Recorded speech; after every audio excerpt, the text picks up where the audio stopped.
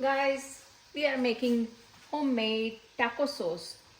To make the taco sauce, I put the half cup water boiling, and then I'm gonna add the Hunt tomato sauce, the plain tomato sauce, and then I'm going to add salt and sugar, garlic powder, onion powder, oregano.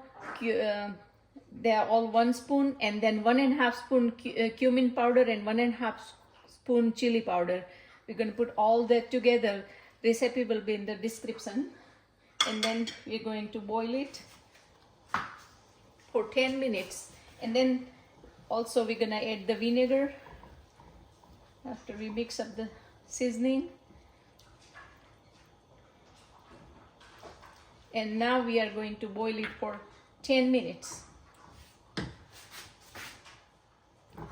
So guys, our sauce is ready and it smells really good, and I'm gonna taste it. It tastes really good, and I'm gonna cool it down and then put it in a jar.